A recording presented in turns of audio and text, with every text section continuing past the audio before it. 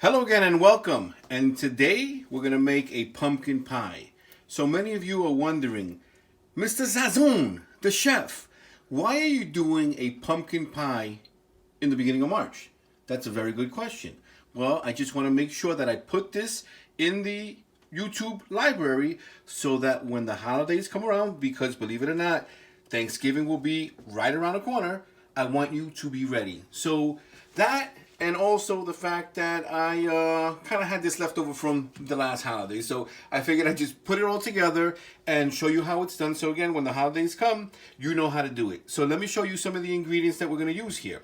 So in this little thing, I have a tablespoon of cornstarch, some cinnamon, ginger, nutmeg, salt, and that's all half teaspoons, and the cornstarch is 1 tablespoon. Here I have 2 tablespoons of butter, 2 beaten eggs, 1 cup of sugar, and this is actually pumpkin filling from a can. Let me stop there for a moment. If you want to do fresh pumpkin, that's fine. But what you have to do is roast the pumpkin for about a good 45 minutes at, say, 375 degrees, and you're going to have to scoop it all up.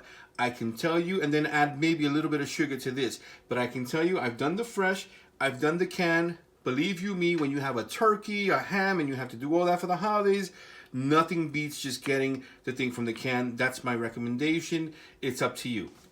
We also are going to need a can of condensed milk, which is here somewhere. I'll show you later. We need 1 pie crust. Again, this is graham crackers that they've done. Again, if you want to do your own, do your own. I have no problems with that. But again, when you're cooking all these dishes and all these sides together, I just want to show you some shortcuts. This is pretty good stuff.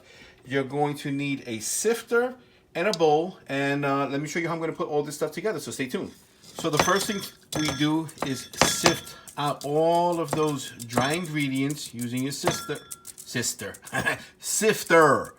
Okay? I don't know, we have some little rocks or something, so that's not going to go through. But anyway, we're going to do that. Let me put this to the side.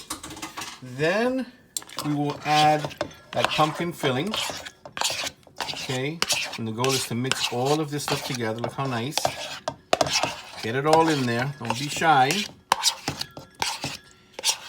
Okay, and in case you haven't done so, please subscribe, comment, and like. I would greatly appreciate it as I grow this channel to bring you the best foods ever. Then we will add to this mix the 2 beaten eggs. Okay. So let me mix this together and stay tuned for the next steps. Okay, now that we have that nice pumpkin mixture in there, we're going to add, this is actually 1.5 tablespoons of butter, just in case. I don't remember if I told you the exact measurements. So let's mix this in nicely. Okay, you're gonna need that. Okay, I'll blend this nicely. Let's also add just a tad bit of molasses. So maybe like 1/2 teaspoon, nothing major, that's it. That's all you're looking for. And you wanna mix that in nicely as well. Now here is a whole can of evaporated milk. Okay, so let me mix this together and stay with me for another minute and I'll show you the next steps. Okay, and ladies and gentlemen, here is my personal, because I always try to give you my personal best. Here's my little special ingredient. Just add a tad bit of vanilla extract. That, my friends, that to me is the token. That's what's going to separate this from just a normal pumpkin pie. Okay, we mix that in nicely. And then the next step is basically to put it into that pie crust. I'm not going to do that because I'm sure I'm going to make a mess. So stay tuned and I'll show you the finished product. And then we're going to put this bad boy in the oven. So stay with me shortly. Okay, so as you can see here, I put the mixture into the pie thingy here. One thing, what we're going to do is we're going to put this at 450 degrees for 15 minutes. Then we're going to reduce that to 350 and cook for about another 50 minutes. But here's another little secret, guys, that I'm going to teach you. This right here protects your crust. Okay, so you can buy this on Amazon, anywhere. Basically, if you notice that when you cooking with anything that has a crust, you typically would have to put aluminum foil to kind of protect it. But here, you can just buy this on Amazon to kind of protect the crust. I recommend it. It was a gift that I got for Christmas.